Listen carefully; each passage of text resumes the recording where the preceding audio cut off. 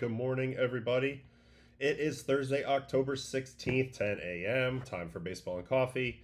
We had the one game last night. We have two today, so we have a lot more on the docket for this morning. Things to check up on. I want to go right over and just pretty much speed watch the game from last night. Blue Jays. We said they were going to need a big performance out of Bieber. They got it. He pitched really well, went 6 innings in this Wago. But the big thing that we did not see necessarily coming... Oh, that's weird. I gotta fix my screen. Sorry, guys, hold on. The thing that we did not see coming, in my opinion, was... come on, screen.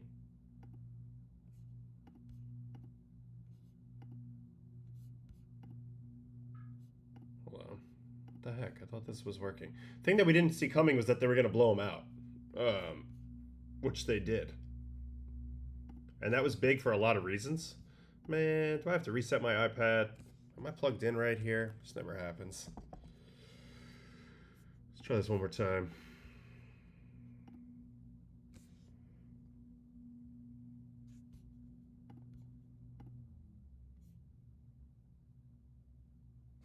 Ugh. Alright. I'll reset it while we take some questions, I guess. I'm also feeling a lot better, by the way, anybody that was asking. Thank you. Welcome in. Welcome into the early show here, AD Gamer. Appreciate that. Good morning, everybody. About to go speed watch the Mariners Blue Jays game once I reset this bad boy, which for some reason is not showing up very well on the stream, and we kind of need it. But look, Bieber was good. He gave up that 2-run homer to J-Rod in the first. But the Blue Jays offense, they came out swinging. That's been a theme we've seen teams try lately. A lot of swinging in the playoffs when they're anticipating strikes. I said it was going to be important versus Kirby yesterday because he throws so many freaking strikes, and it was. Oh, we're back. All right, perfect. All right, here we go. Now we can see a few things. All right, so Bieber ends up going 6 innings, 2 runs, 1 walk, 8 punchies, gave up the home run in the first, and that's it. Kirby, 4 innings, 8 earned runs, 2 walks, 4 strikeouts, 3 home runs. Now, this is one of those things. It's like the Mariners end up winning both games when they felt shorthanded the other day, and then today they have everything lined up. George has been looking good, and yet the shit hits the fan anyway. So, yeah, I just wanted to basically speed watch the game because a lot happened early, and we had a lot of information yesterday on the 2 pitchers and how we thought it might play out. We were looking at kick changes from Bieber. We were looking at Kirby, whether he's going to throw a lot of fastballs, a lot of sliders. So let's just go right at it. Kirby starts off the top of the first, and I believe he started off pretty good in this game. Had great velocity, threw a ton of sinkers. There's a perfect sinker right there, and sliders. Ultimately, this might have been his undoing. He threw a ton of strikes in the middle of the plate, made mistakes, and he really leaned heavily into only 2 pitch types, which are sinker mostly and slider. Did throw some 4s, not as many curveballs as I expected. There's a really good 4-seam right here up top. He had tremendous velocity. 97. And then Vlad. Let's watch all of the pitches to Vlad because he had a great day at the plate bouncing back. Little sinker pulled away. Gonna try to fix that. And he does. Vlad's on it though, a little late. Ooh, he's gonna triple up on a fastball, trying to go in here. Misses middle. Ooh, the old high chopper. I don't know, hit, error, whatever. Baltimore chopping the ground. So 3 sinkers actually. Pretty good pitching there by Kirby. Finishes out the first inning with a strikeout of Santander on a slider.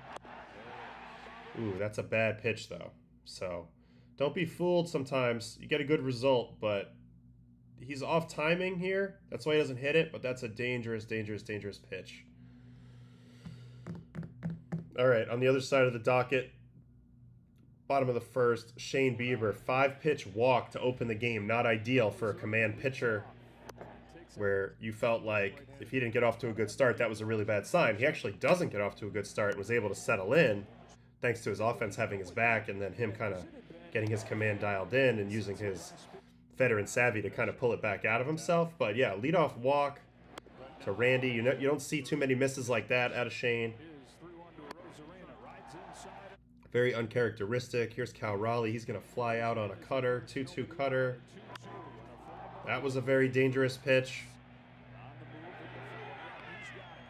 At least he got it to the back door, though, right?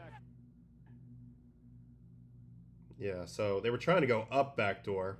If he gets it up, it might work. You can see how Cal's bat really droops on this pitch and gets under what otherwise might be a good pitch to hit. Interesting. And then Julio gets him on a 4-pitch at bat right here. Action's asking what made that one pitch a bad pitch. I mean, it was just like down the middle, a little low to a lefty from a righty, medium speed. Typically, that's where loud contact happens, especially to a guy named Anthony Santander. He loves to just smash home runs to right field on middle down pitches. So that's why I didn't think it was a great pitch. It did work. So any pitch that works is not a bad pitch. But it looked to me like a little bit of more of the case of either he had him off timing, which is great, but the location, there's no way he meant to throw it there. All right, here's the home run pitch. It's a fastball. So if you watch what happened right before this, we got to watch all the pitches again because I just lost my train of thought. Slider, middle, take on the steal. And then I believe this fastball is away. Oh, no, they try to go in. They go way in. Yeah, here's what happens. They try to go in. They go way in. Now they try to go away, and the ball runs back middle. He doesn't hit his spot here, and he makes just a mistake. So, again, it's just more of a location issue. They went, slider down the middle, fastball in to get him off of diving, but then he doesn't have to dive because this ball drifts right into his power. If this ball's on the outer third, which is where Alejandro wants it, Apple Pencil not charged, which is where Kirk wants it, then they're probably fine, but he ends up pulling it in here. That was crushed. So at that point, I was a little worried, not going to lie. I caught the beginning of this game, and I said, oh boy, Bieber does not look as good as they need him to look. That was obviously a big mistake. A leadoff walk is uncharacteristic. They even whacked this first pitch curveball. And I'm like, man, the Mariners crowd is juiced. These boys have an early lead. This is a lay down and go home situation sometimes. But Toronto didn't do that. And actually, Shane Bieber does a great job hanging in there. So he's in deep shit here. You can't really allow this third run to score, so he has to bear down. First pitch curveball to Naylor there. He's going to double up on it. Gets it to a safe spot. Even though it's a ball. Here's that changeup.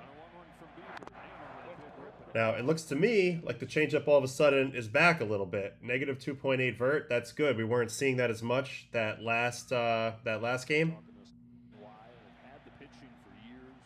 Knuckle curve. I said he needed to lean into this one a little bit more as well. Another ball in the dirt, and now he's going to chase him with a fastball. 21 inches of vert on this, too.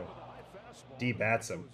Really good sequence here. He just slowed him down, kept slowing him down, saw an opportunity up, and took it.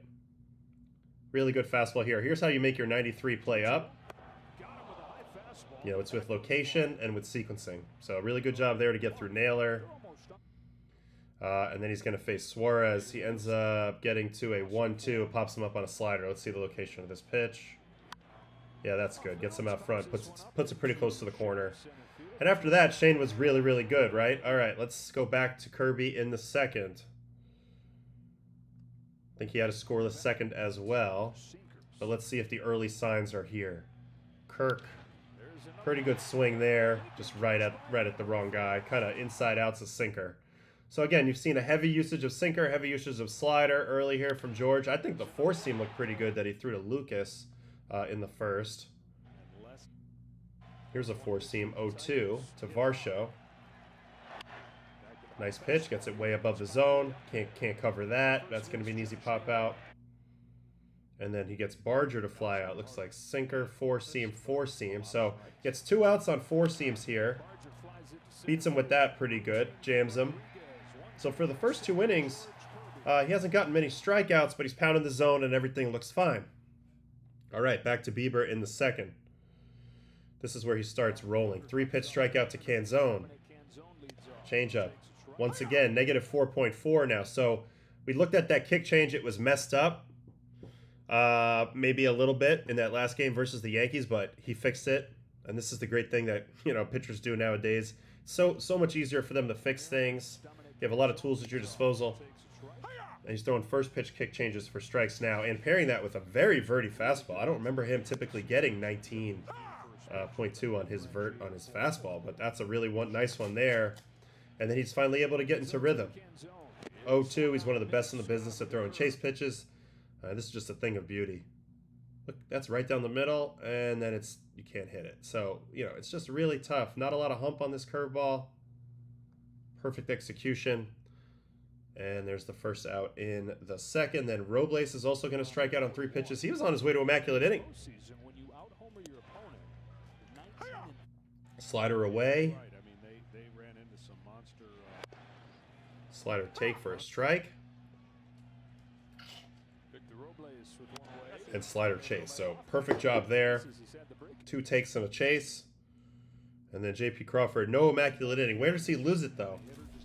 First pitch, fastball, strike. No, ball. All right, so he loses it there. Eventually, he's going to get him on a slider.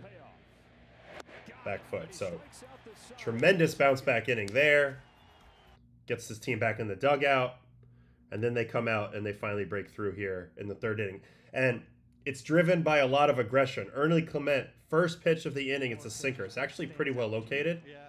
But Ernie's ready for it. Hits it off the plate, down the line for a double. I want to look at Ernie's swing here because I feel like he's uniquely built in a way to cover pitches that are about to jam him. Something about this bat path. It's a very Dansby Swanson, but like, I don't know. I just feel like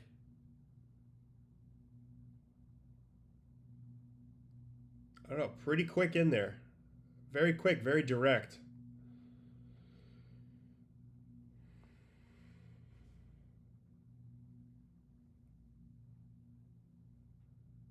And I do believe hitting is contagious to some extent. So he gets on to start off the 3rd.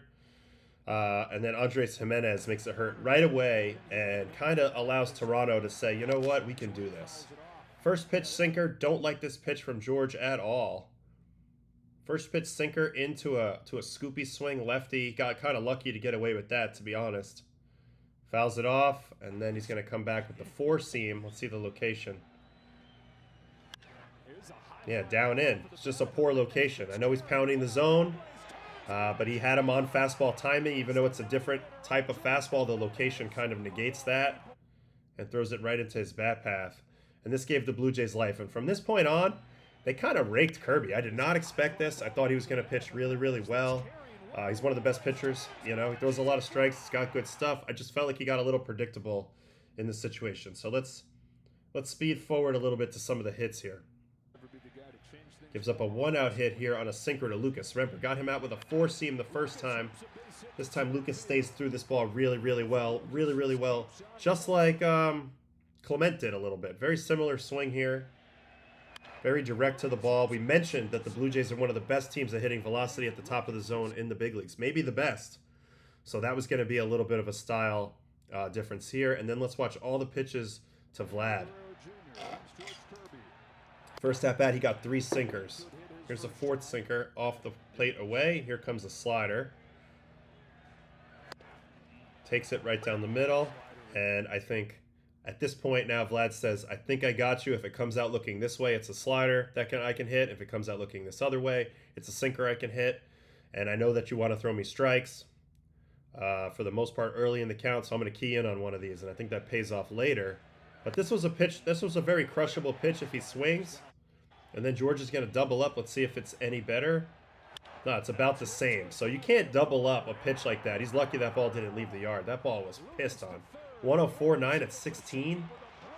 You cannot double up for back-to-back strike breaking balls to Vladimir Guerrero Jr.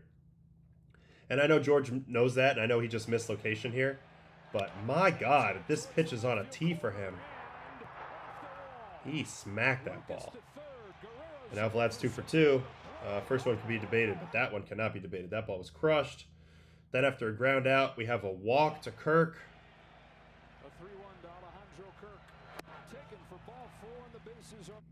Just fastballs and sliders. There wasn't a lot of diversity to his game, in my opinion, in this game. And then a big 3-pitch at bat to Varsho.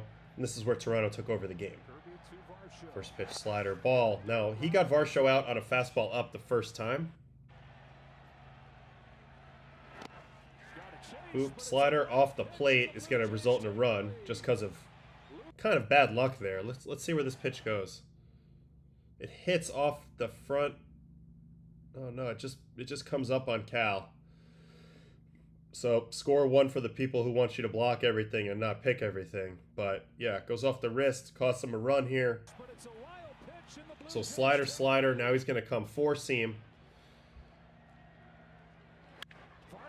And again, team's very good at hitting the ball up in the zone. This ball, for whatever reason, had no vertical lift to it. 10.7 on the vert. That is very very low. Very low. This pitch played like a dead zone heater, right in the happy zone for Varsho. And he has no problem handling this pitch, even though it's 96. So we talked about it yesterday on Baseball and Coffee in the preview of this game. Georgia's preference to constantly be at the top of the zone with the fastball, and the Blue Jays' ability, because they have these short contact-oriented swings, to hit that style of pitch. How would that play out? Well, it played out with a big-time double right here from Varsho, and it played out a little bit in this 4th inning, which we'll skip ahead to, and then we'll go watch Bieber. We'll finish. I'm going to finish up. I'm going to go a little bit out of order here just to put a bow on Kirby. He ends up getting 2 strikeouts to end the 4th, and then Springer clips him on a first pitch sinker here. Great freaking swing. And the Blue Jays decided to be aggressive. They know George Kirby's known for throwing strikes. They know they can guess it's going to be hard. It's going to be a fastball or it's going to be a slider. Pick one. Look for it. You're probably going to get it. Take your ace swing early. Don't worry as much about the strikeouts right now. Let's get our swings off. And that's what George does here. Gets the sinker. Comes back to the middle just a bit, gets extended on it, and tattoos it to center. How hard he hit this? 112.5. I mean, this is fantastic. This is big-time shit. George can't take it. He then gets Lucas to ground out, and then Vlad comes up. And this ball's also pummeled. It's another slider. Basically the same pitch that he gave up the double on him to before. And Vlad's ready for it this time, first pitch. Again, I mentioned, pick a pitch, get ready for it. Know that he wants to throw you strikes and smash it, and that's what Vlad does here. This is just an incredible swing, though, because this pitch is actually fairly well located, right? It's kind of down and away. And for every hitting coach out there that talks about now getting under the ball and scooping it, does that look to you like what Vlad does here? Because it looks like to me like he swings down and clips it and backspins it, right? Am I nuts? And then just stands on it, and somehow he knew this was a homer. It's incredible to know that this is a home run to center. Like, how do you know? I guess you've hit a lot of them. 106.4 at 25, 406 feet. And the beatdown was on. I meant to show Vlad. Here we go. Now, from this angle, you could be tricked into thinking that he gets here and he's lifting upward, and he kind of is. He wants to swing down to finish up, but I think in his mind he's trying to swing down, and then he knows to finish up. It's not about getting under it and scooping it. I think the feel of it matters a lot more than what it actually looks like. It's what the player feels that he's doing. Anyway, this is a hell of a swing. He's perfectly on time, and the Blue Jays had a great approach versus Kirby. They're a perfect antidote to a Kirby style. He's going to pound strikes. He's going to throw a lot of fastballs. That's what they like to hit. They can hit the top of the zone fastballs really well. It was a really good stylistic matchup for him, and that was it. They chased Kirby pretty quickly. If we go look at his player breakdown, the tail of it is all kind of written right here. Just very predictable. 29 sinkers, 28 sliders, add another 12 four-seamers, and everything's pretty much hard. Where's the zone rates? 55% in the zone. So you know he's going to be in the zone more often than not. They didn't have to chase much out of the zone because they didn't really let him get very far in the at-bats where he could get to the chase game. they made contact with 81% of the pitches in the zone. So they were ready for him. His stuff was pretty normal. There was no extra level to go to. He only got 26% whiff. And ultimately, he threw a lot of predictable pitches, especially in 0-0 counts. So credit the Blue Jays for being aggressive and for not giving up on their approach and knowing who they are as a team offensively. And I think that was huge. Now, on the flip side, let's continue to watch Bieber because I mentioned how he settled in really nicely after that first inning. We just watched him strike out the side in the second, and now he's on to the third. He's going to have a 3-pitch strikeout of Randy for a 4th consecutive punchy here. Fastball strike, and now, now you're pitching with the lead. Much more comfortable position to be in. He's really good at pounding the zone. Ooh, that's a perfect pitch and a lucky call, but also a really good catch by Kirk. 0-2 count. Now he can go a little further than that, I would imagine. Yep, just a touch, and Randy has to swing at it. He's got a really good ability to get you to chase. He's always been one of the league leaders in edge percentage, which kind of informs the reality that you have to swing at close pitches against him, and so he gets a lot of chase like that. Really nice pitch there. And then Cal Raleigh's going to get him to pop up on a fastball. Let's see where this is located. Yep, jams him up in. Really good pitch. So the command really cleaned up. It wasn't there in the first inning, and this is what I always say. It's fascinating. When you talk about why all the runs were scored in the first, and I think a big part of it is just the starting pitcher still being rusty and like having to refigure it out. After not pitching for 5 or 6, or in this case, probably way more than that days. There's a little cement mixer he gets away with. In the 4th inning, he gets some quick outs. Cutter here to Naylor. Good location. You want to get that cutter up. It's a good job there.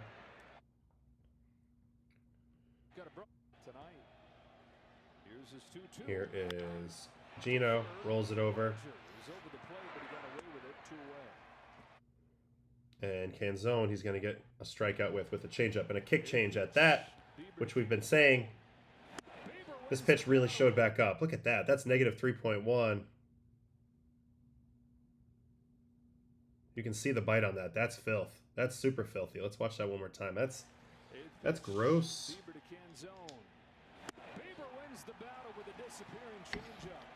No, I got battery on the pencil. Thank God. All right, so that's a strikeout. Then he goes 5th inning, line out. So really, he just quieted the whole crowd down. They were raucous. They were ready for their first ALCS game since 2001 in Seattle. And he just kind of, along with the offense, took the air out of him a little bit. Single here from J.P. Crawford. This is on a cutter. 2 games in Toronto, now with a 6 ERA in the postseason. Crawford with a base hit into center. And a one-out base runner for the Mariners with the top of the Wow, Vladdy said in an interview he thought it was a fly ball, but he knew it was a home run based on Kirby's reaction. I don't know. I thought the way he walked a little bit made me think that he thought he might have got it. I don't know. Dead center in this ballpark, not easy. All right, Randy on a cutter. So also now getting a lot of outs on cutters, which is interesting to see.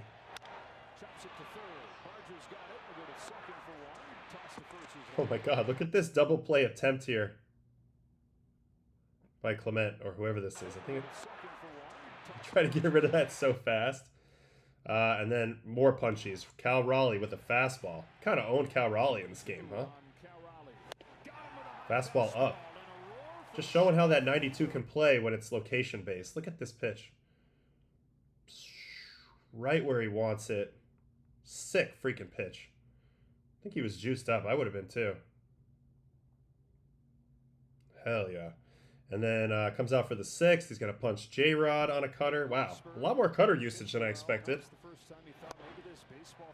Ooh, completely fooled him there. That played like a slider. Like a perfectly tunneled slider. Polanco ground out on a changeup. This pitch was back. He got his mojo back. If they keep going and they make it to the World Series, or if he has to pitch like a Game 7, you got to feel pretty good about the showing that Bieber had in this start, for sure. Yep, another changeup out here from Naylor. Roll over, nice play by Vlad. Vlad's a good first baseman. Look at the reaction by Vlad. He thinks he threw it too high. Jump! Is Bieber laughing? Yeah, I'd be laughing too, 100%. So, sick game for Biebs. Let's look at his breakdown. 26 sliders, 20 fastballs, 14 changeups, 14 knuckle curves, and 14 cutters. So kind of threw it all out there. Did a really nice job mixing it up. Every pitch more than 15%. That's fantastic. Didn't even have a great velocity today. Kind of ho-hum. Whiff rate is tremendous. Look at that. 38% whiffs, 45 swings, 17 whiffs. The big one was the slider. So good for him for going to it, locating it well. 12 swings, 7 whiffs on the slider. The fastball, when he used it late in the count, got some whiffs. 50%, in fact. That's tremendous. I mean, the guy's only throwing 92.6. Changeup, 3 out of 9. That's fantastic. And yeah, 32% chase. That's what he does. He's very, very good at that. Let's see what the break was on the changeup that we were curious about. Averaged -2. So the shape of the kick change was back. So fantastic job by Bieber. And I guess really the only thing left to watch in this game is just the last Vladimir Guerrero at bat, which is versus Jackson, because there's a question in the chat of whether he could have gotten a triple on this. Statistically, and just how it feels as Vlad gets his 4th hit of the ball. You got to run. You get the cycle. He was thinking about it, huh? They kind of lobbed it in. Yeah, I think he knows he could have kind of had it, huh? Man, when did Luke Jackson get on the Mariners again? Let's see where he is, base runner Vlad. Well, the throw comes in. If he runs, I mean, he might have been out. But like a playoff cycle, I don't know. Playoff cycle? It's pretty cool. That would have been pretty cool. I don't know. Great game, though. He's definitely back. Using the whole field. Home run to center. Double to left center. Double to right center. Even the first at-bat, learning from those sinkers and being more on time. The second at-bat, that was huge. Springer, ready for that home run. I'm just going to look at some more hits here from some of the important Blue Jays. Let's see where their approach is at. Springer took that sinker up the middle. Here he kind of bloops a cutter to right. And then there's a hit off Jackson. You would think they're going to start pitching George in if he's all of a sudden going to right center and center. So I expect more fastballs into George in this next outing as he gets 3 hits to center field to right. Kirk gets a single here off Vargas. Man, that camera angle is doo-doo. Captain Kirk up the middle. That you don't really learn much from that. Sinker rolled over, and the homers off Turd Ferguson. That's a joke. That's from Saturday Night Live. I know he's Caleb Ferguson. He's a really good pitcher. But if you've ever seen the Saturday Night Live Celebrity Jeopardy, that's where the Turd Ferguson comes from. Ooh, Oppo Taco. Good swing by Kirk, man. He's got crazy juice for his package that he's presenting up there. 101.8. Just takes a low-ish in a way heater. 94. Stays through it. It's a really good sign. They're going to get Castillo tonight. He's going to have his work cut out for him a little bit because this team swung it pretty well. We saw Varsho get the 1 hit. Here's the other hit. Left on left. And base hit. Kind of gets jammed. Okay, not important. Santander, for Jimenez. And Clement. Clement got that double, and then he singles. Man, he's so aggressive. He swings at like every first pitch, this guy. Just smacks it into right. Jimenez. So they got a lot of hits, and you can see, you know, a lot of them are early in the count. It'll be interesting to see how Castillo and Raleigh pivot off of, if they pivot at all, off of their game plan today. Do they start more off-speed early in the count? Do they try to pitch a little slower? Because, you know, to be honest, a lot of these Mariners players have a similar style, these pitchers. They like to throw both fastballs. They like to pitch up with it. They both have like bullet sliders. There's not a whole lot different except for arm angles between Castillo and Kirby. All right, so Blue Jays romp, huge. They had a huge game, obviously.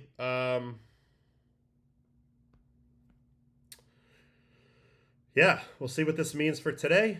We have 2 games to get ready for tonight. The first one is Dodgers Brewers. That's a 6 o'clock Eastern start. And the other one's at 8 o'clock. Game 4, Mariners and Blue Jays. So well, let's get ready for all of these. Let me just check. Let me just check the chat here. I feel like I've been lost for a second.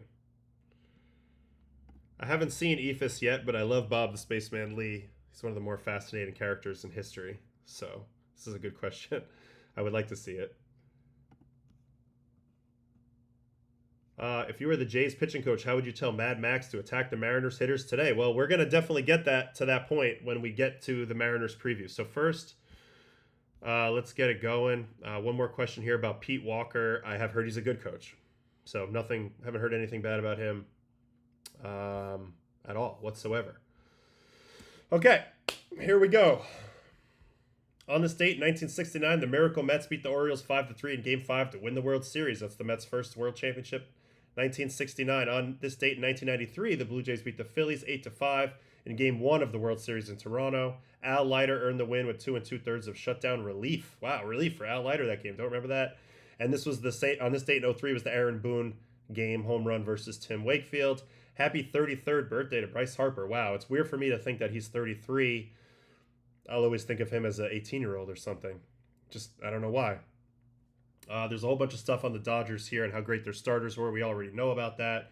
Here's the Max Scherzer's disastrous first inning statistics this season. So this is something that's going to come up when we look at that game. 16 2/3 innings with a 12.96 ERA. Cannot allow that to happen. Dodgers League Championship Series first pitch and anthem performers in LA. Game 3, Mike Scioscia, Steve Sax.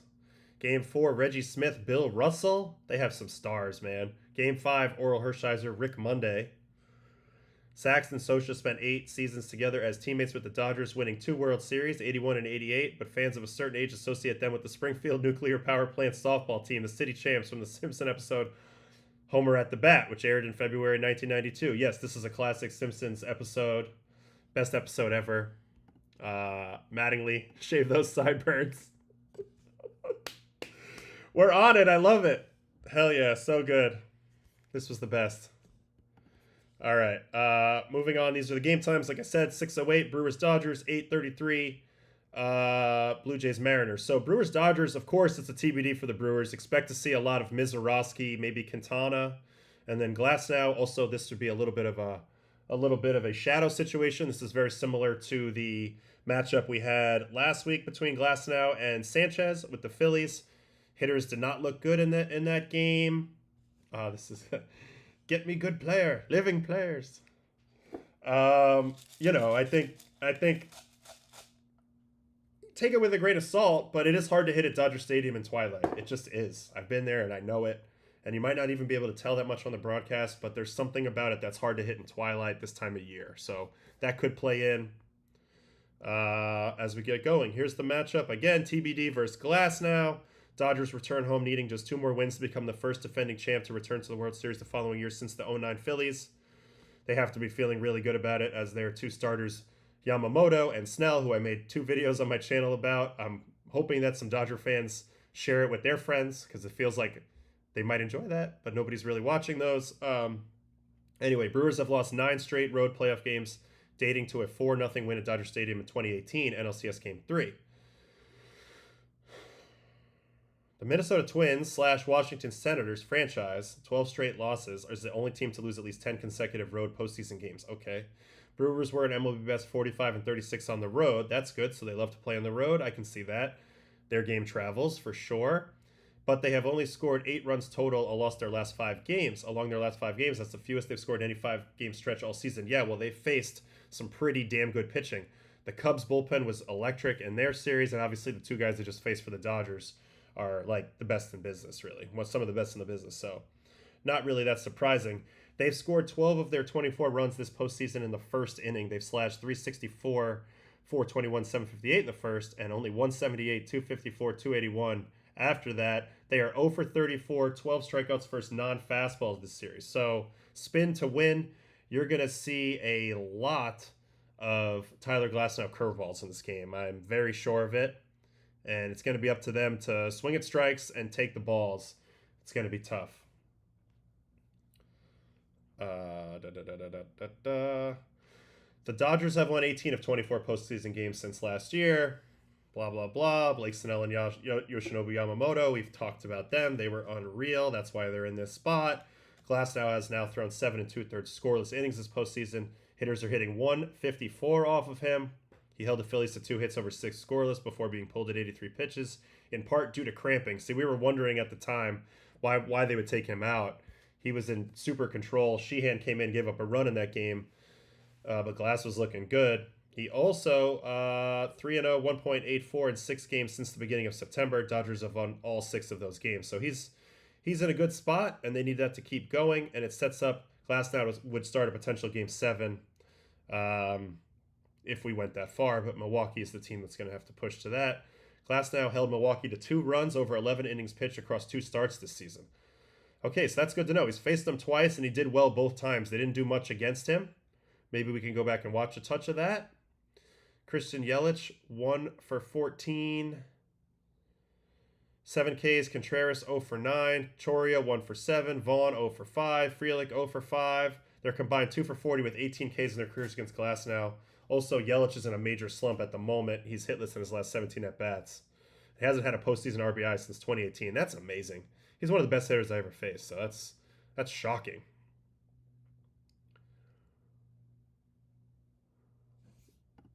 When I interned at MLB trade rooms in college, they told us to try and link the Blue Jays to every rumor because they're fans share engaged content more. You know what? That's what it feels like to me. Big shout out to Canada. Big shout out. All right. Milwaukee's pitching plan is up in the air, but likely involves Quintana or Mizorowski. That's what I was saying. Obviously, Mizorowski will probably come in this game. They're going to go at him with velocity. That's their secret weapon. Quintana's also been quite effective as well, although not so much against the Dodgers, I would say. Going back to last postseason, he didn't really have too much against the Dodgers, so we'll see how that plays out. Teoscar turns 33 on Wednesday. He has 4 homers this season. All other Dodgers have 6. He's been huge. You know, he's like the guy you don't even think about, but he can clip you at any moment. He's been huge for the Dodgers the last 2 seasons. Their 5 through 9 hitters are hitting 385, 475, 676 with 6 extra base hits. I mean, what a luxury to have. You have Senor October, Kike. You've got probably Teoscar in that group. Muncie's an outstanding hitter. Edman turns it on in the playoffs, so they don't even really need the top of the order guys, because Ohtani's been scuffling. But wait till they turn it around. This team might be unstoppable. They really, really might be unstoppable. We have a breakdown on Glasnow here, so let's go find that.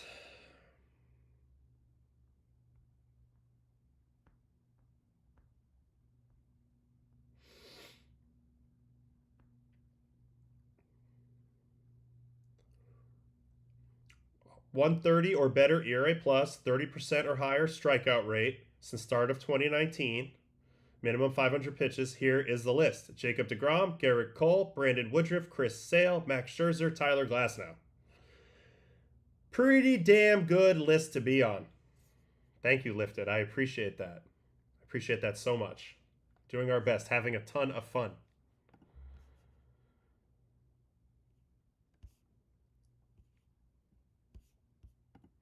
Breaking news: Blue Jays to attempt resurrection of Honus Wagner, Cap Anson, Nap LaJoy, and 3-finger Mordecai Brown. Springfield also in on bid.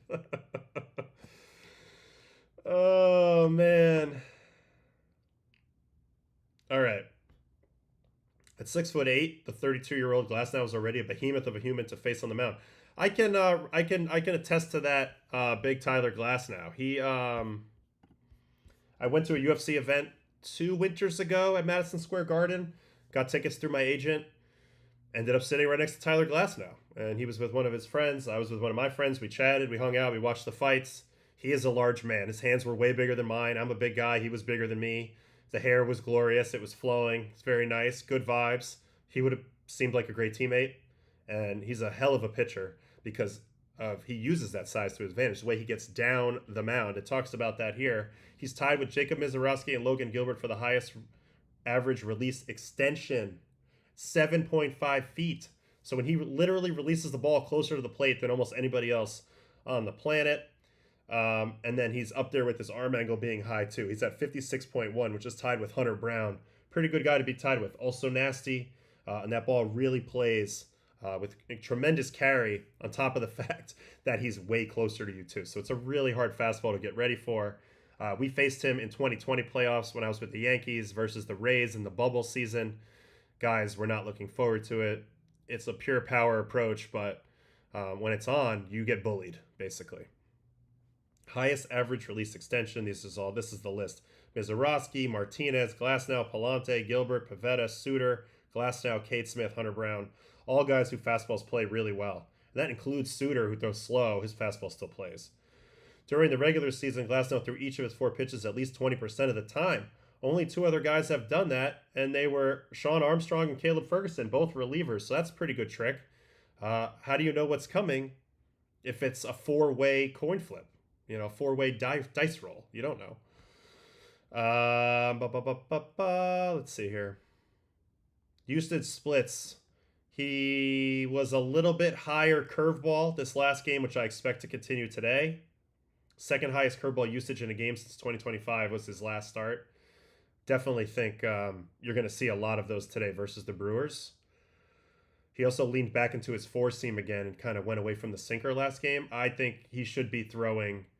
His 4-seam a lot. I don't like that he got away from it. I love the sinker too, but his 4-seam especially, he should be throwing that a lot. Highest whiff percentage induced on curveballs. Lowest batting average on curveballs. 2025 season. Brendan Little, Tosh Bradley, Trevor McGill, Nathan Eovaldi, Shane Smith, Tyler Glasnow. So great breaking ball. And he has a great fastball. Stuff-wise, he's not lacking at all. Yeah, Captain Planet, Suter. He's on there. His ball plays. That's why he was so good at Coors Field. Like, you just don't square him up. Now he's with the Reds doing his thing. Always going to be a little bit underappreciated. All right, lowest opponent average on fastball. So it's not just the curveball. Most of it is because he has cut to the glove side on his fastball. So you're looking at like Nick Pivetta, Sonny Gray, Hunter Green, Kershaw, Yuri Perez, Andre Palanta, Yoshinobu Yamamoto, Cade Horton, and then there's Tyler Glasnow. So he's in that mix with an elite fastball as well as an elite curveball. So the trick with him is he's got a lot of extension. The ball kind of cuts and rides on you, and it's just on you faster than it even seems, and he throws hard already, and on top of that, the curveball tunnels right off of it and bangs in the dirt at a hellacious level, and then he's got the in-between, which is the slider. So that pitch, he can kind of play off the curveball so he doesn't get too pattern-oriented in one type of breaking ball all the time. He's got a lot of weapons. All right, here's a little bit of the info about when he faced Milwaukee. He relied heavily on his 2 fastballs, 37.6% 4-seam, 26.6% sinker, only threw his curveball 12.1% of the time. It'll be interesting to see if he returns to that usage, which is different than his overall regular season usage and his NLDS Game 4 usage in Game 3 of the NLCS in Los Angeles. So they're saying here that he threw a lot more fastballs in the game versus the Brewers last time. But I don't think that's the way the Dodgers are calling the games anymore. I think the way the Dodgers are calling the games now is much more reactive in the moment. You saw it with Will Smith working with both Snell and Yamamoto. They had one plan, and they would pivot off of it very quickly, very effortlessly, very aware of the other team's approach in the moment. Milwaukee got burned by trying to be too aggressive against both of those guys, particularly Yamamoto. He ends up going the whole game, uses their aggression against them. I wonder if part of the game plan today is to force Glasnow to throw strikes. He does occasionally have a little bit of a walk issue, I believe. Not like anything bad, but he's a little bit vulnerable occasionally to throw some walks out there. Yep, seventh percentile walk. That's probably why his chase was so low this year. A lot of guys with auto takes. So,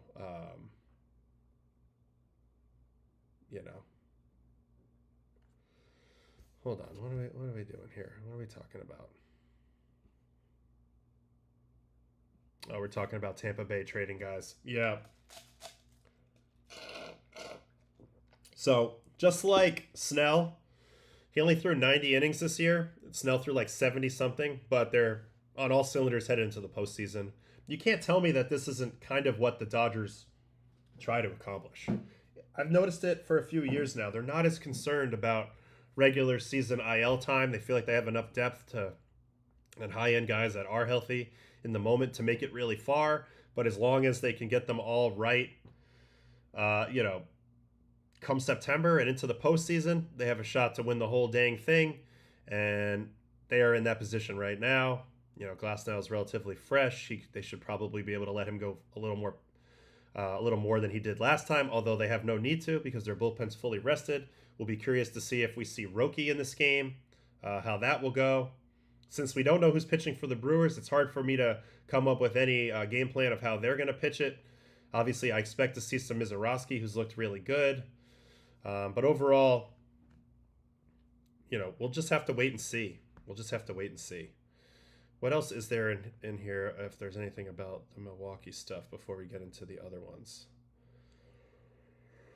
Yeah, that's it. All right, so I think we're done with Dodgers. We just already kind of found out about his pitch mix, so there's not really a huge... You know what? Let's just watch a little bit of Glasnow since he did pitch. Let's watch a little bit of Glasnow versus the Phillies the other day. And just let me illustrate some of the curveballs that you're probably going to see today, which, you know, they're trying to say in the research packet that they're not sure. They're not really 100% sure if he's going to stick with curveballs because he threw so many fastballs versus Milwaukee with success in the regular season. But if the curveball's on with the shadows, I expect a lot of them. All right, let's look at the punchies from the other day. Fastball up, smell ya, and I'm just going to jump right into the delivery from the side. I mean, the rubber is back here. He lands, the tip of his toe is way the heck over here. Look at all the flexion coming forward, and the arm release is like up here. He is so on you. He also, for a guy with this big of a stride, most people have a hard time keeping their hips in a good place to rotate when they overstride like this. He doesn't, because it's not really an overstride for him because he's 6'8".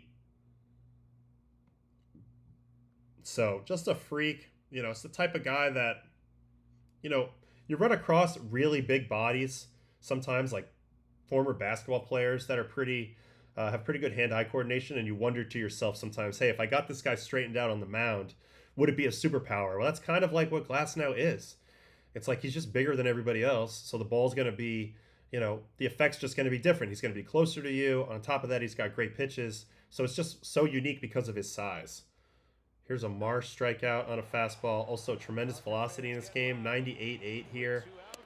There's that fastball up. It plays so well at the top of the zone.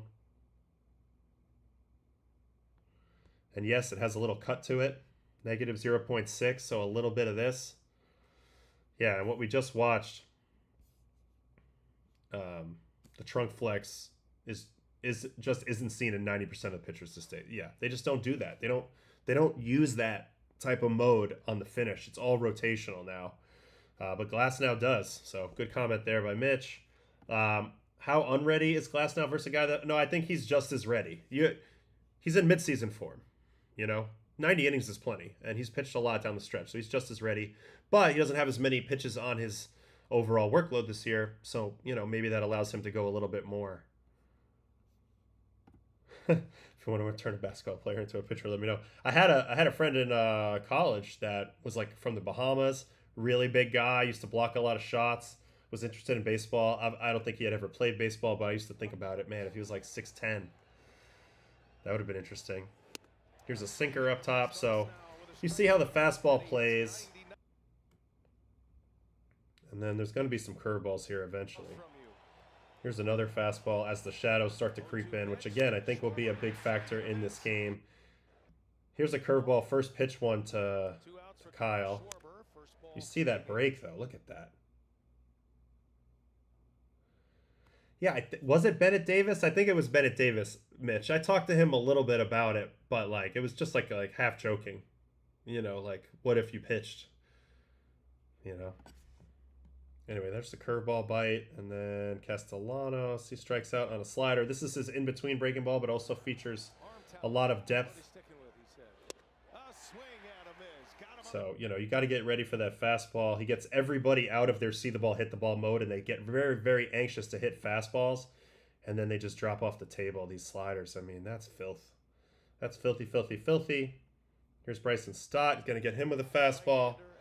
So I just expect more of the same. High heater, curveball down approach, some sliders. Brewers don't have a ton of power. The biggest guy, obviously, is Choreo to kind of watch out for, and Contreras, but I really like his mix versus Contreras. Yelich would be a good matchup, tough matchup, but he's not playing very well right now. Here's a great curveball to Schwartz. Just an absolute hammer. And with that hair, it's like the hammer of Thor, you know? Look at this thing. I know that's Syndergaard's name, but I don't know if it's copywritten. Look at this. Wham! That is a banger, dude. That pitch starts above the zone and breaks below the zone and actually bounces. Not a lot of guys can throw this pitch. And from his extension, you think about it, there's so much drop.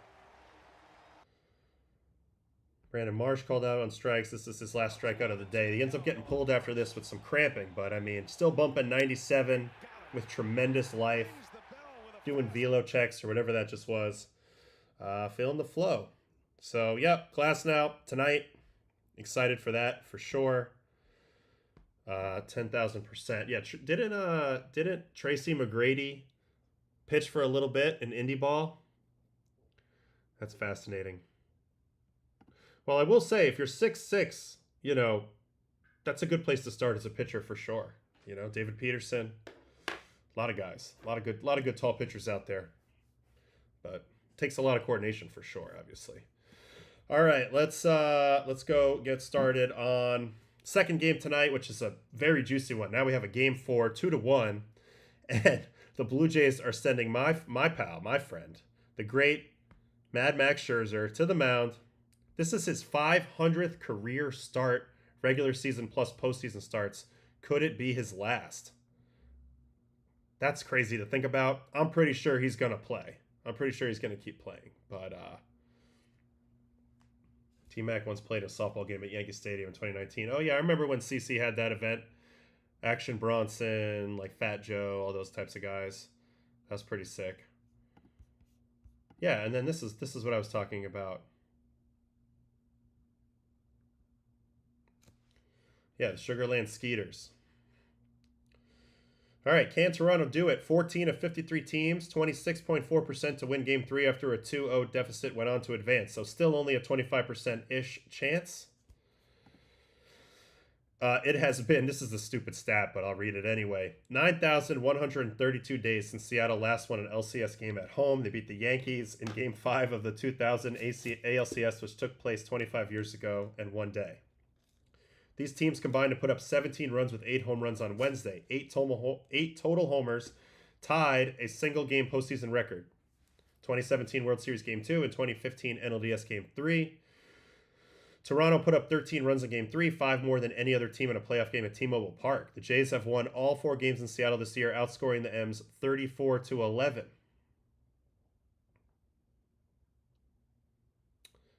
Momentum shift. Seattle scored 15 of the first 19 runs in the series, but from the third inning onward yesterday, Toronto has now scored 13 of the last 15 runs. So before yesterday, they hadn't scored beyond the third inning at all, and then they flipped that big time yesterday.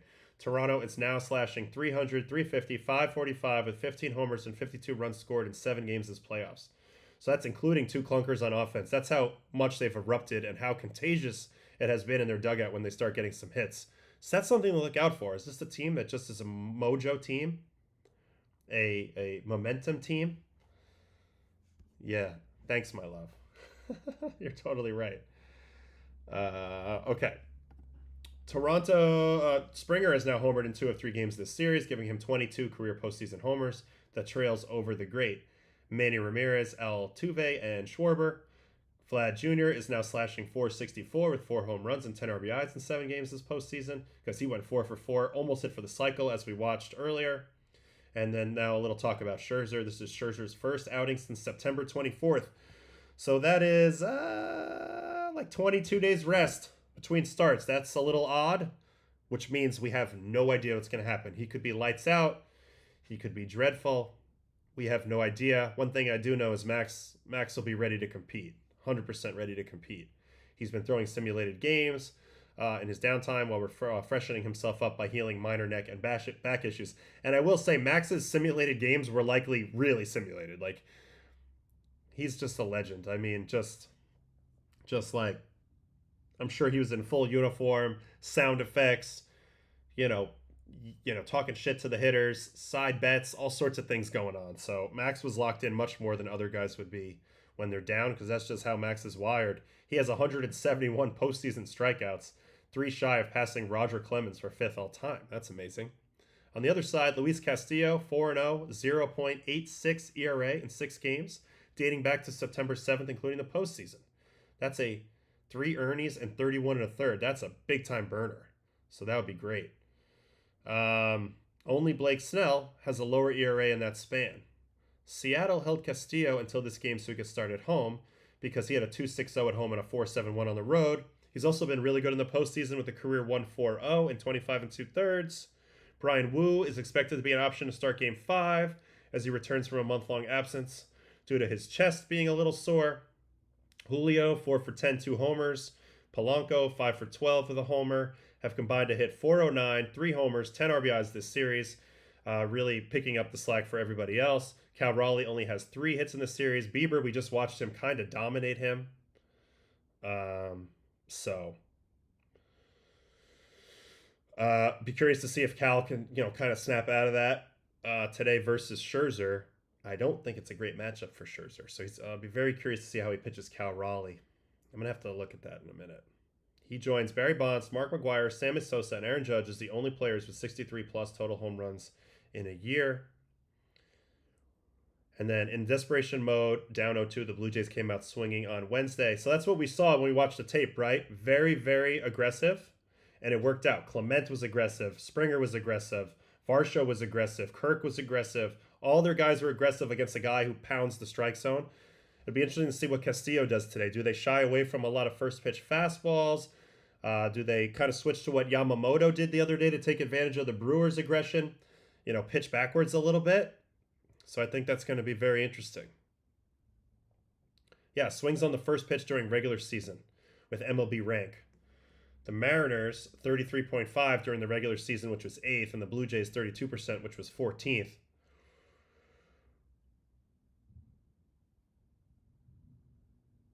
Okay, so kind of middle of the pack, slightly aggressive teams in the regular season, but when the Mariners swung on the first pitch, they were incredibly successful. They hit 375, 712 with 60 homers when they swung at the first pitch. So facing Scherzer, also watch out for some big ambushes as well.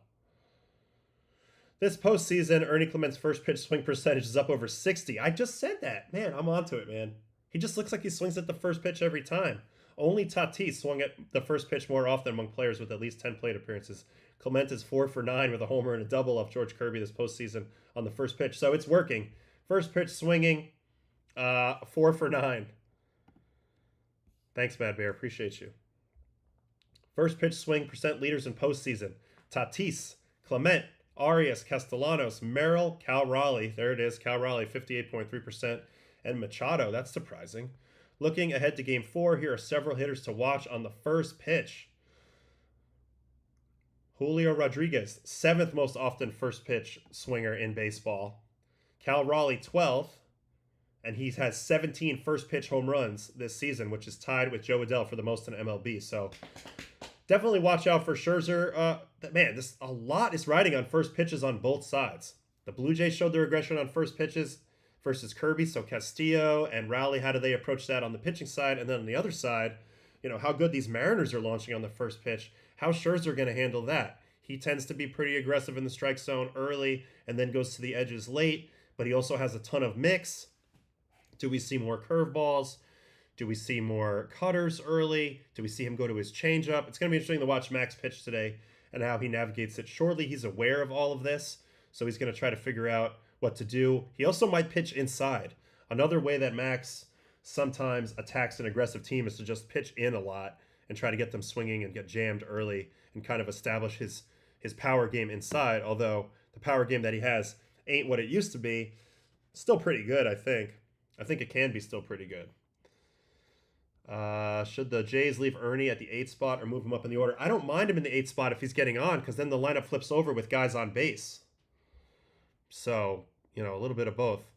Max is a huge numbers guy. You'd be surprised. He's got a ton of feel, but he's a huge numbers guy. Max likes numbers and charts and graphs, and he loves to digest that stuff, and it sticks in his head really well. You'd be surprised. He's very prepared. When he puts his headphones on, about 2 hours before the game, he's so freaking locked in. And then he gets all his papers with all the stats, and he has tons of extra stuff he asked for that nobody else asked for. And he kind of like spreads it out on the table, and he just goes into like beautiful mind mode. He's just picking things up and just like remembering things. And then he like goes and talks to somebody about their defensive like placement. He's really locked in on everything. The crazy factor factors in because you know you're going to get 100%, the 100th percentile level of compete. So you really can't ask for much more. He's not going to be scared. He's not going to back down. You know he can get the job done. So you kind of love that attitude and you ride with it, and you just monitor, you know, the other stuff, like how his stuff actually looks and how the hitters are reacting. But from a mentality standpoint, you know you're getting a 1 of 1. This is some talk about the first inning. Again, the first inning's been a particularly scary for Scherzer as well. So look for early swings in the first inning and how sharp Max is in the first inning following a 23 day layoff here. So if you're not tuned in for a first pitch of this game, you might have missed something, because I think it's going to be a pretty big deal. All right, now let's look at Luis Castillo. He's the other starter. He's been one of the most durable pitchers in baseball over the last 7 seasons, trailing only Jose Barrios, La Máquina, and Zach Wheeler in innings, and only Barrios and Patrick Corbin in starts. Ironically, Barrios is out for the series with elbow inflammation, his first IL stint of his 10-year career, which is very impressive. But unlike Barrios and Corbin, Castillo has pitched to a much better ERA in that span. Man, don't you love guys that just pitch year in, year out, always getting to their standard amount of innings or appearances, and then at the same time they also put up pretty solid numbers. Those guys are good. You should check into those guys. See if we know any of those guys. Luis Castillo stats since 2019 with MLB ranks. He's up there with the big dogs: Wheeler, Fried, Cole, Castillo, Scherzer, DeGrom. Great names to be around. Fantastic pitcher. The best seasons of Castillo's 9-year career came back in 2022 when he was with the Reds before getting traded to Seattle. The M's immediately gave Castillo 5 years, $108 million, and while he's regressed, he's still one of the 5 pitchers in MLB to go 130 innings every year with a 3.75 or below. So he's not the ace of this squad anymore, but you could do a lot worse than having Luis Castillo out there on the mound for you every 5th day, and particularly as a fourth option in a postseason. That's pretty damn good. Pitchers with the ERA the last 4 seasons, 130 innings or more, ERA below 3.75. Castillo, Framber Valdez, Logan Webb, and Logan Gilbert. That's about it. Fantastic. His expected ERA has increased over the last 4 seasons as the strikeout rate and whiff rate have dropped. So he's declining a little bit in terms of some of the exciting stuff, the punch outs, the nastiness on the pitches, but he's throwing more strikes during that span. Kind of buying into that Mariner game plan of just pounding strikes all day long and making the other team beat you, and that will work in the aggregate. So he's kind of balanced it out. The strikeout rate's now down to 21.7 this year, but the walk rate's better, and the whiff rate's down to 24%, but the first pitch strike rate's better. So he's putting himself in some good places, but albeit with probably, feeling a little bit less nasty, to the opponents, which is definitely a factor. All right, hold on one sec. I need to make another coffee. So just give me a second. I'll put this here. You can read that for a second.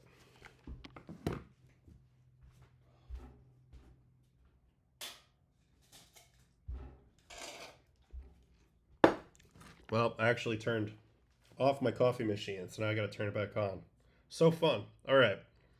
When Castillo first broke in the league, he was known... He's known for a devastating changeup. But since he's become a different pitcher, relying on his four-seam fastball. Since 2022, his four-seam has been the fourth most valuable pitcher in baseball. This is crazy because it's true. When he first came up, he was all sinkers and changeups with kind of a bad breaking ball. No four-seam whatsoever, but I think once he learned about his low slot and the four-seam playing up in the zone, I think that's when, he was able to kind of subvert expectations of the hitter that everything was going to be sinking and this pitch is going to be rising and it's going to be tough for you to hit. I also think it paired well with his changeup because now he has more separation between changeup and fastball in terms of vertical break, whereas that sinker and the changeup were a little tighter. Guys could maybe cover both of them simultaneously a little bit better than one that's riding up and one that's diving. So it was a good move by him, and it's played off really big. Run value leaders among all pitch types since 2022. He's up there with other guys with incredible pitches like Corbin Burns' cutter, Dylan Cease's slider, Joe Ryan's fastball, Wheeler's fastball, Logan Webb's changeup. Those are all some of the best individual pitches in the game in terms of value.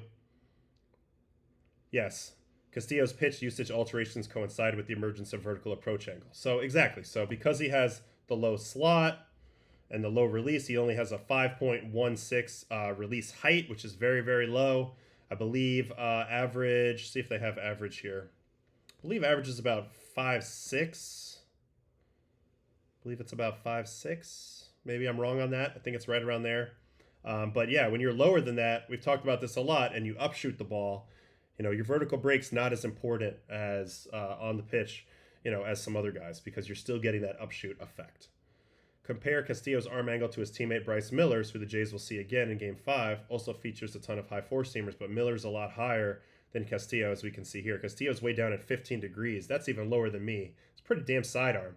I was 25 degrees and I was borderline sidearm. 15 degrees is basically sidearm, so you're throwing uphill from a sidearm slot. Why is Brett texting me? I need more coffee.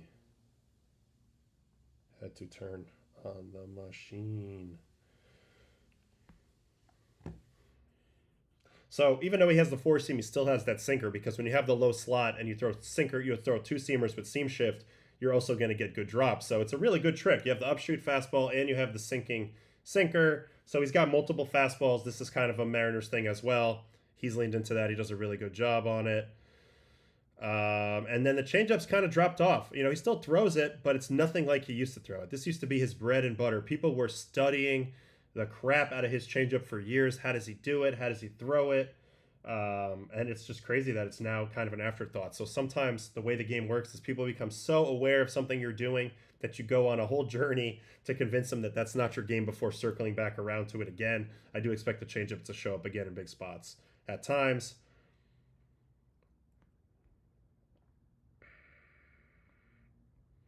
Castillo has altered his pitch mix over this last 5-start stretch. He's thrown more four-seamers to righties and upped his slider usage with 2 strikes. To lefties, he's dropped his four-seam usage, throwing more sliders, especially on first pitches. He's also gotten back to throwing more changeups again on 2 strikes. So this is huge because, again, we talked a lot about the aggression that both of these clubs are going to take offensively.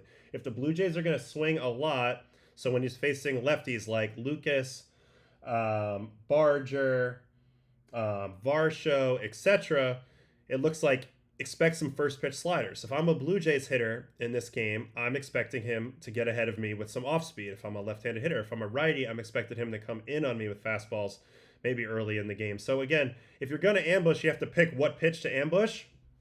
Those would be my early guesses just based on his recent usage.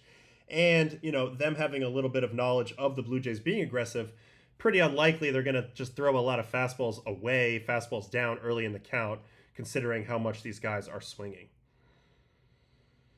early and how big that first pitch has been. The Jays could present a problem to Castillo as they've been one of the best teams in handling elevated fastballs. This was the same thing that we talked about with Kirby yesterday. So if he only lives at the top, though, he's going to get in trouble with the quick bats, the tight, short bat paths that a lot of these Blue Jay hitters have. Clement, Guerrero, Kirk are all guys who handle the high fastball well. We saw Varsho. So his goal today versus what Kirby did yesterday and what he should be learning from by watching that start is to be a little less predictable. Don't get caught throwing one fastball type too much. Use your off-speed pitch. Use your changeup. They didn't see any changeups from Kirby. Move the ball around. Watch out for the ambush, but don't get predictable. This is talking about the Blue Jays being good at hitting high heaters. And then there's a little bit of a funny, and I wanted to share this, a funny little anecdote on Addison Barger and his connection to the Mariners. it's actually great. He was born in Bellevue, Washington, but then moved to Florida when he was 6. Still loved the Mariners. Ichiro was his favorite player. He even tried to model his swing after Ichiro, which is hilarious because if you watch Barger hit, it looks to me like he's swinging out of his shoes for a home run every time. That's literally the opposite of Ichiro, but you can see a little bit with the leg kick, at least that initial feel. So he was a switch hitter and started to become a lefty hitter later. And this is the hilarious thing and the crazy thing. They decided to create their own baseball field in the backyard. So look at this. Look at this field. What a freaking dream, this kid. This kid had his own field. 6th round pick by Toronto in 2018. He debuted last year, didn't really hit, made some adjustments, got rid of his leg kick, got rid of his Ichiro approach, and then he goes back to the leg kick, and then now he's played really well this year, and he's had a nice year, although struggling in the second half. But I do think this was a pretty funny little anecdote that they added in here. As you can see, this baseball field in Florida that his parents had built on their property. I don't know how they maintained it every day, but that's pretty crazy. It's hard for me to imagine as a New York City kid. That's honestly crazy to me. All right, I want to think a little bit now about Scherzer pitching against this lineup tonight. Scherzer versus the Mariner lineup. He's got to watch out for the first pitches. I expect him to pitch in a little bit to guys like Julio, but like really get it in there. I expect him to use the off-speed pitches early in the count to certain guys like Suarez, Naylor. I think you got to watch out for Polanco with curveballs right now, the way he's swinging it. He had a nice hit versus that curveball from Bieber yesterday early in the game. Ultimately, this is a tough task for both teams. Both teams are aggressive. Both teams have shown some good ability to swing the bat recently. Blue Jays yesterday, Mariners overall in the series have been solid. So there's a lot to think about from both teams. I think if I'm Scherzer, though, man, you got to pitch that first inning like it's the 9th inning tonight. You cannot go out there and try to cruise into this game and get settled. You just got to go balls to the wall. I don't care if you throw 3 scoreless innings in this game. Give it everything you have from Jump Street. Show them the full mix. Don't be predictable and get after it. That would be my advice to Max tonight. What else we got here?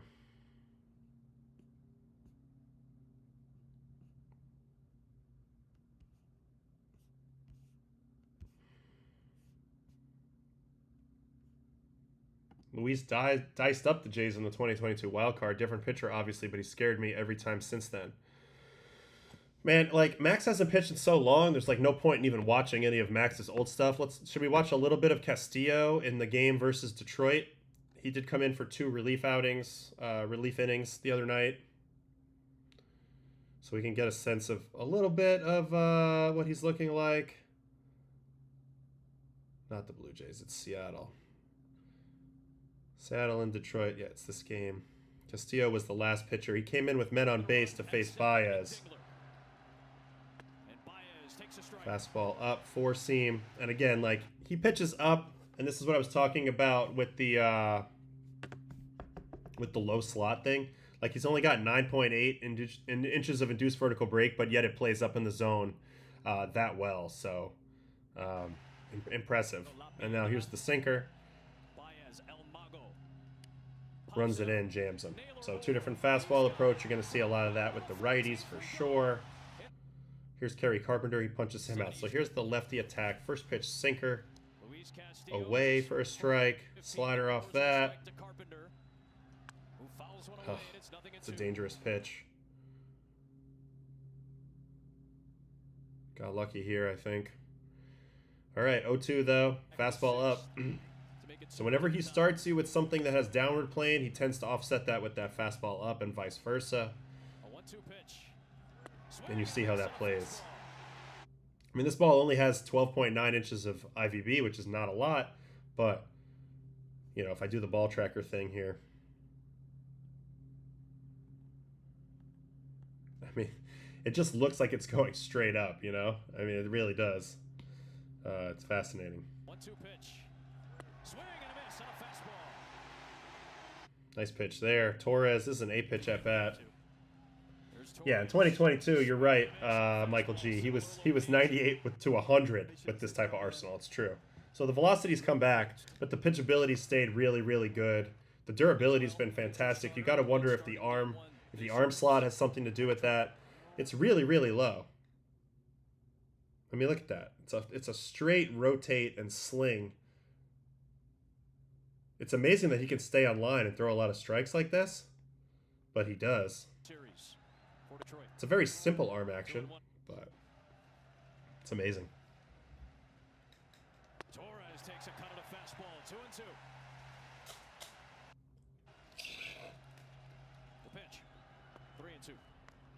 Pulls the slider. I don't love his slider. I know it gets decent results, but it's not my favorite. There's a four seam up. Here's another one. This one's 97, so the velocity's still there at times. This is a sinker 96.8. So again, mixing up the pitch types. It's the chopper. Curious to watch Castillo from the side.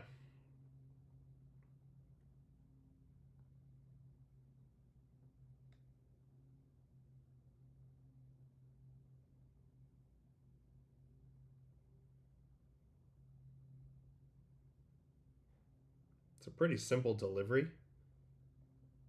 He doesn't look like the strongest guy. I just think it's really well sequenced. Pops it up.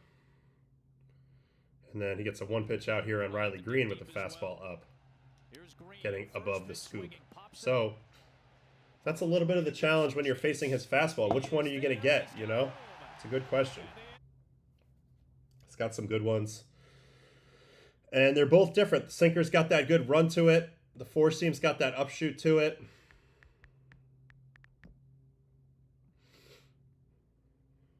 .15-degree arm angle. I'm wondering where he was the other years. Yeah, he's gotten progressively a bit lower over the years. 20, 18, 17, 18, 15, 15 on Castillo.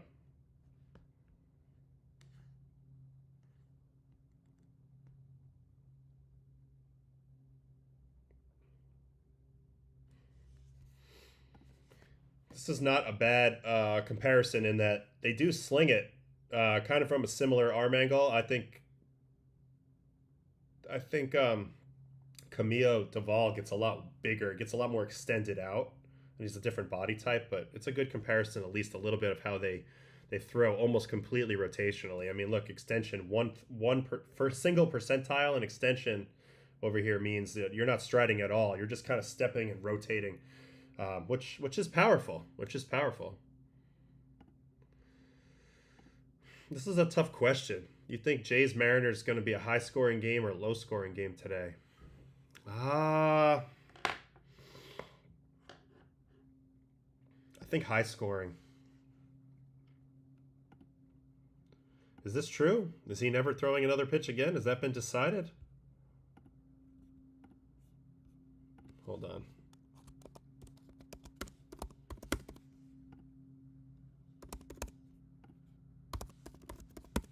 Put a little poll in the chat for tonight's ALCS Game 4. Is Class A never pitching again? I mean, listen, if you did the gambling thing, we all know that you can't do that. We all know you can't do that. So he's been popped for steroids and gambling. It's hard for me to feel any type of way about that. Sucks, though. He was a good player. Really good player. Nobody could really hit that cutter very well that he had, Class A. Also, really good at the running game. This is nice. Especially in today's world where people want to steal a lot in these close plays, in these close games. So good to know that he's really quick feet. He had 4 caught stealings this year. His pickoff move's quick enough where they don't get a lot of lead distance. So that'll pay off a little bit. I think I'm going to go grab my coffee here for a second. There was a news story about Class A, but no official announcement. That's why I've been waiting to kind of hear what they have to say on Arata. I thought I heard something like that. Somebody reported that the evidence was irrefutable and he was in big trouble, but I haven't seen anything official yet. All right, taking a 2-second break. I'll put you on the loading screen to make this coffee, and I'll be right back. We'll look at Max Scherzer. All right.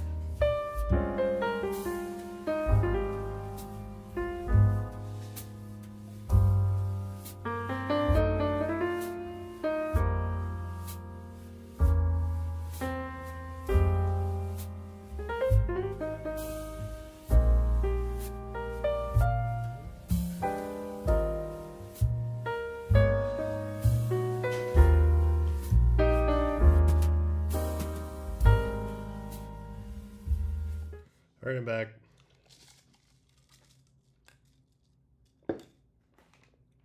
Not enough coffee talk. I just ordered some more coffee from this place called Cobrick in Brooklyn. It's the same people that make the coffee at one of the places we like to go on vacation a lot. So I want to try that out.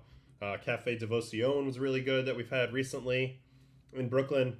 This right now is actually this place called Sound Coffee in Connecticut that I bought at this place Double L, which is where I go get all my fruit for my Greek salads that I make. You know, I get produce from there and steaks and other stuff like that. Anyway, they had a coffee blend, Double L blend. That's what I'm using today. I give it like a 3 out of 10 though. Not great. Could be a lot better. But we'll get there. We'll get some new stuff. Yeah, I've been meaning to watch that. You know, I'm not the biggest talking Yanks type of vibe, but I love Bernie Williams. That's my favorite player all time. And I saw some stuff popping up on my YouTube feed with Bernie, so I'm like, ooh, I'll watch that. I saw there was something like, can you name all the 98 Yankees? Like, I feel like I can do that. Me and my friend Jared, who's in this chat all the time, he was here earlier today. We were talking about maybe doing some Sporkle trivias and stuff like that. That could be fun. All right, Max Scherzer. So look, he had a rough year. 519, 17 starts. That number's a little inflated. I watched a lot of Max pitch, probably like almost all of his last 5 or 6 starts on Baseball and Coffee during the regular season. He had a really hard time locating his slider. I think this is something with his thumb. If the thumb feels good, I think he will locate it much better, and that will make a big difference. But when Max is not getting his slider to the down and away quadrant versus righties, it's big problem. Big problem. Because his backup slider means barrel city. You can see here in the heat map a little bit, there's a bunch of balls that leak down the middle here. No bueno. No bueno whatsoever. And again, the Mariners are very aggressive, so he's got to locate these pitches, not just throw them for strikes, but he's got to locate them. Be interesting to see what he goes to. The velocity actually has been up a touch this year compared to last season. He averaged 93.6 on the 4-seam this year, only 92.5 last year when he was really hurting, and he told me that he was probably not going to be able to pitch anymore because of his thumb, but he got that straightened out to some extent to keep going.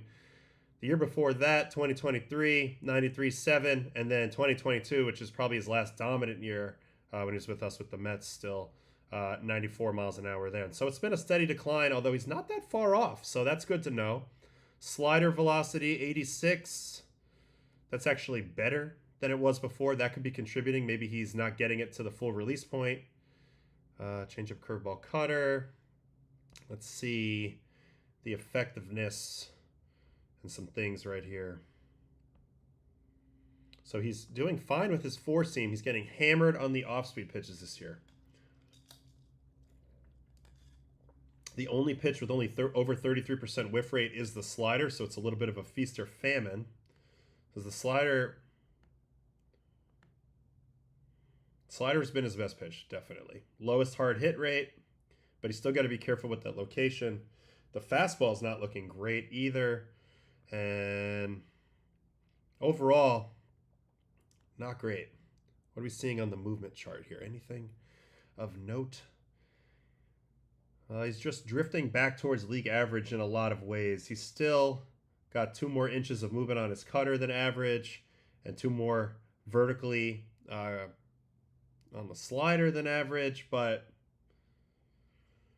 nothing crazy anymore away from the mean. So drifting back towards the mean, not the best thing in the world. Arm angle check, he's come up a touch. This is going to make his fastball, in theory, not play as well. I am fascinated to watch Max pitch today. He is one of the pitchers that I cannot think with very well out there. He kind of throws the kitchen sink. He's a little bit of a mad scientist, has some crazy decision-making tactics, but they work for him, obviously. So I'm looking for slider execution, overall fastball command, and then I'm looking for the choices he makes, because how creative does he get to get through this order, or does he try to ram it down their throat one last time? I think that'll be interesting if he tries. This is, as you can see, according to Baseball Savant, they think he's cooked. I mean, 16th% ex-WOBA in a sea of red otherwise tells the tale quite a bit. The whiff rate's way down. The chase rate. What else? You know, he's getting barreled more. First pitch strikes are hanging in there, still pretty good, but you got to watch out for those ambushes. They will be ready for that for sure. Running a 9.6 meatball percentage. Those are really bad pitches, so making a lot of huge mistakes over the middle is another thing to watch out for. Also, he used to be incredible at the running game when he could hold the ball forever, but now that they've got the pitch clock implemented, he's not as good anymore. So this is another area of slight weakness where I could see the Mariners exposing him if like a Robles gets on base or a Rosarena. The running game could come in. How long will Schneider roll with him is a good question. Will they use Bassett in a piggyback role? He looked pretty good when he mopped up a couple innings the other day. These are all big questions coming into this game. As the Blue Jays, obviously they have the momentum. They're going to need their offense to have a good day versus Castillo. That's the real key. But they're also going to need to find a way to probably hold the Mariners to 4 or less runs, 3 or less runs in this game. So you can't afford to wait too long for Max. The first inning is so important. This is almost like a college baseball situation where I might have a reliever warming in the first, just in case. Because the first inning, there's a chance of fireworks, and you don't want to be caught with your pants down if the inning goes like walk, double, double, double, I have a lot of faith in Max because I know what type of competitor he is, but you just can't afford to wait around here. And because of his struggles in the first inning combined with the overall trend of first inning damage happening in this series and across the playoffs, I'd be worried about it. I'd be ready for it. And maybe the Blue Jays can get on the board against Castillo and give him a little breathing room. But it's going to be fascinating to see this game start off. If I'm the Jays, I'd get Lauer up in the first. See, I think Lauer might participate in this one as well. Lauer, Bass. I don't think we'll see Yariel Rodriguez. He's looked pretty bad lately, but you're going to see everything that the Jays got for sure. Yeah, he's going to have to just will a 0 in the first, I think. That's what you're hoping for. And honestly, when you sign a Max Scherzer, you are thinking about winning the whole thing, especially at this point in his career. This is what he's here for. This is what Bieber was here for. He can step up. It would be great to see. It would be great to see a vintage Scherzer performance get pulled out of the hat today. 41 years old, one of the last people remaining from the 2006 draft, my draft. I love this guy. 11th overall. Legend of the game. Will be a first ballot Hall of Famer. It'd be fun to watch him make his 500th career freaking start. That's a lot of starts. I pitched in 727 games, and I thought that was a pretty good number. But 500 starts is incredible. 500 5-day cycles. That is just amazing. I don't see this happening with Max on the mound. He's going to resist an opener at all costs. If they were going to do an opener, they would have got ahead of that with Max. Talked about it early, I think. So, this is a good question. Maybe I'll just do a little bit of Q&A here before I shut it down. I'll get off in like 5 minutes. We'll do a little bit of Q&A. I think we're done talking about the games. No. I mean, it can. But again, like, there's so many things that can get in your head. You just can't let them get in your head. You know what I mean? You just got to get your outs. Get your outs. That guy never comes in. He's too mentally strong to get thrown off by something like that. Do I think Max will be a first ballot Hall of Famer? Yeah, for sure. He's over like 75 WAR, I believe now, 3,000 strikeouts. Undoubtedly one of the top 3 or 4 pitchers of his era. It's Kershaw, Verlander, and Scherzer. And then after that, there's like Sale, DeGrom, Garrett Cole. Those are in the next group, and some of those guys are a little younger than that first group. But yeah, Verlander, Scherzer, Kershaw, they're all going in first ballot. Just a matter of in what order they retire. It looks like Clayton's done. So he's on his way out. And then you're going to have Scherzer. Nobody really knows what's going to happen with him. Looks like JV wants to keep going. So that will be fascinating. The rivalry between JV and Max, too. Like, who will go the longest and end up having the most counting stats. That'll be pretty fun. Yeah, Mar, I actually pulled this up out of curiosity the other day. It's on here on Baseball Reference, I believe. Somewhere I saw it. Yeah, 2026 Hall of Fame ballot, unofficial. And, we'll get into all of this, but there's a lot of names on here. 33 names. 33 baseball players that played at least 10 years So they're all very notable names. It's fun to watch out out for it. Would Max go in with a Washington cap? I'm going to say yes. He's the best free agent in the history of the organization. He was there for, 7 years? They won the World Series. He pitched Game 7, 2019. 2 Cy Youngs with them. I know he won a Cy Young with Detroit, but I would say yes, Washington. That was the absolute pinnacle of his career, was Washington. So I would guess yes. But yeah, this is going to be really fun to watch, to go through these names, and yesterday, just for shits and giggles, I was messing around and I was looking at things like WAR 7. Did you know Bobby Abreu had 41.6 WAR in his peak 7 years, which is more than Manny Ramirez had, or David Wright, or Ryan Braun, or I even Jimmy Rollins. I was shocked to see that Bobby Abreu rated so highly on some of these numbers, 60.2, and I knew he was a great player, but he was never considered one of the best players of his time, right? Like one of the best players in the game. He never got an MVPs. Like, where did Bobby Abreu rank? I'm looking at his best MVP finishes. His best ever MVP finish is 12th. So, doesn't even get in the top 10 of MVP voting yet. He puts up 60.2 freaking WAR with just some absurd counting stats, particularly doubles, 574 doubles, and on base percentage, 395 on base career. Bobby Abreu. Yeah, so this Hall of Fame talk will definitely get fun at some point down the line, but it's really cool to look at. Yeah, when I was looking by walks, I said, damn, he had more walks than A-Rod. You would have never thought that, but what an underrated player, sabermetric darling, as Mar's saying here. It's crazy. Do you think pitching value will be fundamentally valued differently for the Hall of Fame due to load management? Yeah, I mean, eventually it's going to have to be, right? I mean, you have to adjust to every era. You can't continue to hold people to the same standards when the game is played differently. So I think the thresholds will change.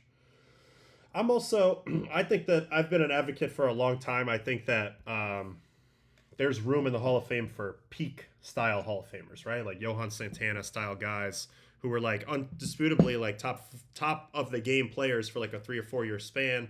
Maybe didn't have the 20-year longevity of other Hall of Famers, but they were truly the best player in the world for a non-insignificant stretch. I feel like that matters a lot. DeGrom is like in that list. Lincecum in a way. You got David Wright. You got a lot of people who are like Don Mattingly, shorter span guys, but that were incredible, that I believe should be Hall of Famers. So it'll be interesting to see how that goes. Probably a hot take, but I can see a couple vintage games from Luis and Max. You have 2 more watchings to do. Obviously, the Jays come out on top, though. I would love to watch. Have more videos to make. Anybody who earns it, I will make them 100%. And whoever wins MVPs of these series, I'll definitely do a watching on their MVPs. Hopefully they're hitters, so we can get to watch them at bats. I really enjoy watching hitters as well, and how they get attacked and how they adjust. I think their jobs are incredible. When a guy's hot at the plate, it's so cool. Talked the other day about a PDF regarding effective velocity. Do you think you could put up a list of interesting PDF articles? Yeah, I wanted to mention this really quick. This is a classic. If I can find it real quick on Google.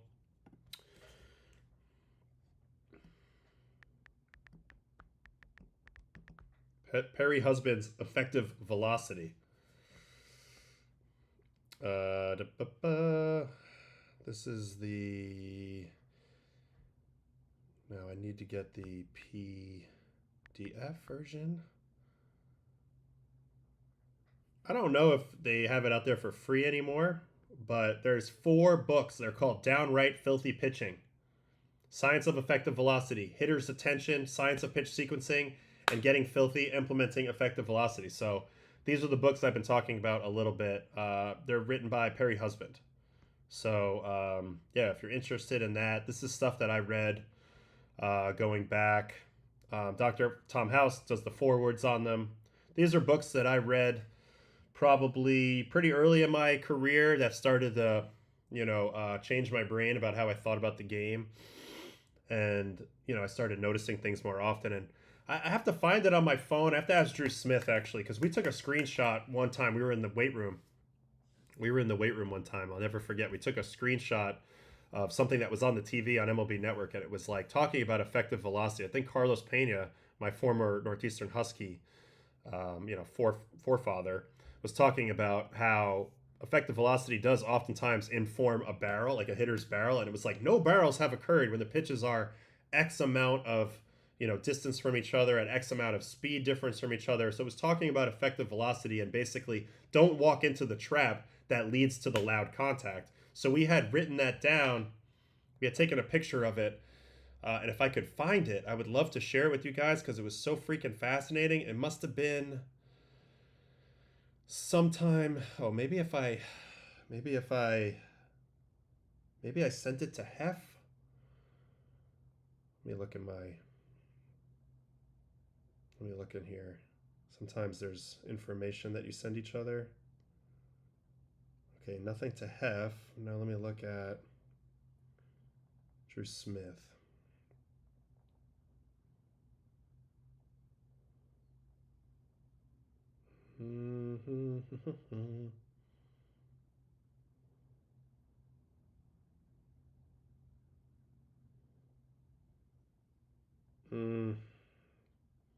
Not finding it right now, but I will find it and I will share it with you in the future. But it was all about effective velocity and basically like how barrels happen. Gosh, I wish I could find it right now. It sucks, but yeah. When you read that, you're like, oh snap! If I follow these principles, I can avoid big time damage as a pitcher. And so it's a very good early thing to learn about if you want to outfox your opponents. Got to throw out a recommendation for Secret Bases Dave Steve Doc. Yes, this is a much-watched fan for any baseball fan, and especially a Jays fans. This was outstanding. It's on YouTube, I believe. What's this one? Alex Hawkins, Modern Catchers. I don't know much about this. I need to write this down in my notes. Modern Catchers. See what I can learn from there.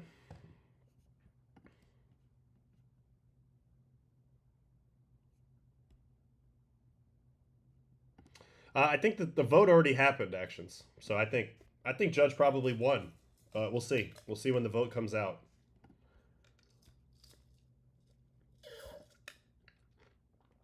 Yeah, I think Tim would get some under my circumstances, my criteria. I think Tim would get some potential Hall of Fame buzz.